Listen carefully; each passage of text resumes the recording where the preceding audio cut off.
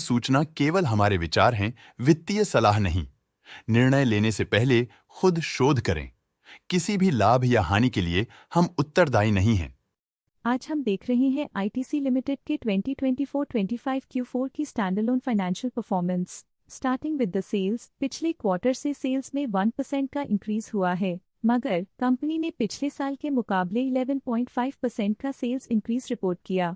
Expenses 0.5% quarter on quarter increase हो गए हैं, जो साल भर के 20% के राइज के साथ अलाइन करता है। क्वार्टरली एक्सपेंसेस के कंपैरिजन में सेल्स इंक्रीज होना दिखाता है कंपनी ने अच्छा परफॉर्म किया। हालांकि सालाना कंपनी को चैलेंजेस का सामना किया। ऑपरेटिंग प्रॉफिट, जो पिछले साल के कंपैरिजन में -3% डाउन हुआ है, quarter on quarter around 3% increase हुआ है। Operating profit margin OPM annual basis पे -5% से डिक्रीज हुआ है और पिछले क्वार्टर के कंपैरिजन में 0.5% से इंक्रीज हुआ है। एक्सेप्शनल आइटम्स को ऐड करके अदर इनकम पिछले क्वार्टर के कंपैरिजन में -51% गिर गई, बावजूद इसकी ईयरली डिक्लाइन -0% हुई है। इंटरेस्ट एक्सपेंसेस पिछले क्वार्टर से 12.5% अप हुआ, लेकिन ईयर ओवर ईयर डिक्रीज -30% हुआ है। डिप्रिशिएशन कॉस्ट्स में क्वार्टरली -1.5% का डिक्लाइन देखने को मिला और ईयरली बेसिस पे -14% का डिक्रीज देखा गया। Profit before tax annually -2% decrease हुआ, लेकिन प्रोसीडिंग क्वार्टर से -9% डिक्रीज हुआ है। इस साल कंपनी ने 23% टैक्स पे किया और क्वार्टरली कंपनी ने 24% टैक्स पे किया है। नेट प्रॉफिट ने ईयर ऑन ईयर अप्रॉक्स 3 गुना की वृद्धि दिखाई, जो कंपनी के लिए प्रभावशाली परफॉर्मेंस रही। लेकिन लास्ट क्वार्टर से लगभग 2.5 गुना का इंक्रीज हुआ है। इस क्वार्टर में कंपनी का परफॉर्मेंस काफी अच्छा रहा। वहीं अगर एनुअल एनालिसिस की बात करें तो इस साल कंपनी का परफॉर्मेंस काफी अच्छा था। अर्निंग्स पर शेयर EPS में साल भर में अप्रॉक्स 4 गुना का इजाफा देखा गया, जो कंपनी की रिमार्केबल परफॉर्मेंस को दिखाता है। साथ ही क्वार्टरली में EPS की अप्रॉक्स 3.5 गुना की बढ़ोतरी हुई, जो कंपनी की उम्दा परफॉर्मेंस को दिखाता है। इस क्वार्टर में कंपनी का EPS काफी अच्छा रहा। आईटीसी लिमिटेड के फाइनेंशियल स्नैपशॉट को रिव्यू करते हुए कुछ मुख्य ट्रेंड्स सामने आए हैं, जो कंपनी की परफॉर्मेंस पे रोशनी डालते हैं। मार्च 2022 से मार्च 2025 तक आईटीसी लिमिटेड की फाइनेंशियल जर्नी में सबसे पहले बात करते हैं सेल्स की। इस साल सेल्स में 8% की वृद्धि हुई है और पिछले 4 सालों में 26.5% की वृद्धि हुई है, जो एक निरंतर अपवर्ड ट्रेंड को दर्शाता है। पिछले साल की गिरावट के बाद इस साल सेल्स फिर से बढ़ना शुरू हुई है, जो सफल रिकवरी स्ट्रैटेजी को दर्शाता है। अब बात करते हैं एक्सपेंसेस की। इस साल एक्सपेंसेस 12% बढ़े हैं और 4 सालों में 25% का इजाफा हुआ है। इस साल हालांकि एक्सपेंसेस सेल्स से थोड़ा ज्यादा बढ़े हैं, मगर ग्रोथ रेट्स का करीब होना स्टेडी ऑपरेशनल कॉस्ट को दर्शाता है। इस साल ऑपरेटिंग प्रॉफिट -0.5% कम हुआ, लेकिन पिछले 4 सालों में 29% का इजाफा हुआ है। इस साल ऑपरेटिंग प्रॉफिट में कमी आई है, लेकिन पिछले 2 साल की वृद्धि रेजिलियंस को दर्शाता है, जो एक अस्थायी मार्केट को संकेत करता है। नेट प्रॉफिट का सफर ऊपर की ओर चल पड़ा है। इस साल 72% की चढ़ाई के साथ पिछले 4 सालों में 134% की शानदार वृद्धि हुई है। पिछले 3 साल से नेट प्रॉफिट लगातार बढ़ रहा है, जो फाइनेंशियल हेल्थ को मजबूती देते हुए इन्वेस्टर्स का ध्यान आकर्षित करता है। इस साल EPS ने ऊंचाइयों को छुआ है 72% की वृद्धि के साथ, जो पिछले 4 सालों में 130% की मजबूत वृद्धि पर आधारित है।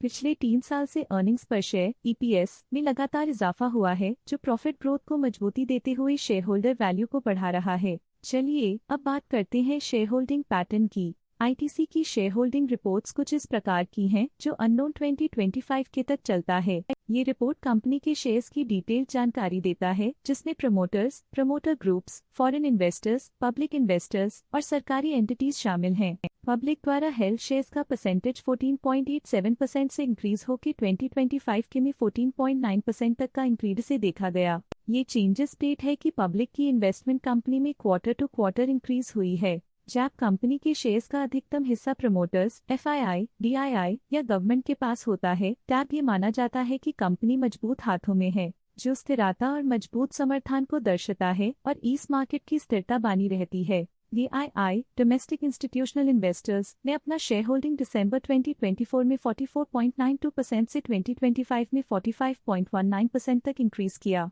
ये बताता है कि डोमेस्टिक इंस्टीट्यूशंस ने कंपनी में अपना इंटरेस्ट 0.27% तक इंक्रीज किया है। फॉरेन इंस्टीट्यूशनल इन्वेस्टर्स की शेयर होल्डिंग में थोड़ा डिक्रीज आया 2024 के दिसंबर से 2025 के में। जो दिखाता है कि फॉरेन इंस्टीट्यूशंस ने अपने स्टेक को क्वार्टर टू क्वार्टर -0.3 से डिक्रीज किया है, जिसे पता चलता है कि उन्होंने अपनी इन्वेस्टमेंट्स को पुल बैक किया है।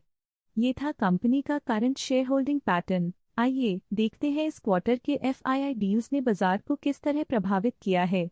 28 फरवरी 2025 को Wells Fargo emerging markets equity society ने 26.6 लाख शेयर्स पोर्टफोलियो से हटा दिए 401.6 रुपीस पर यूनिट के हिसाब से, जिसका टोटल 106.6 करोड़ था। इन सभी ट्रांजैक्शन से हमें समझ में आता है कि किस तरह के इन्वेस्टमेंट्स ने इस क्वार्टर में प्रभाव डाला है। आइए देखते हैं इस क्वार्टर के DII डील्स ने बाजार को किस तरह प्रभावित किया है। 28 फरवरी 2025 को शेयर ट्रस्ट कंपनी ट्रस्टियोगो Allspring emerging markets equity society ने 26.6 लाख शेयर्स खरीद लिए 401.6 रुपीस पर यूनिट के हिसाब से, जिसका टोटल था 106.6 करोड़। इन सभी ट्रांजैक्शन से हमें समझ में आता है कि किस तरह के इन्वेस्टमेंट्स ने इस क्वार्टर में प्रभाव डाला है। अब नजर डालते हैं ITC के स्टॉक रिकमेंडेशन पे।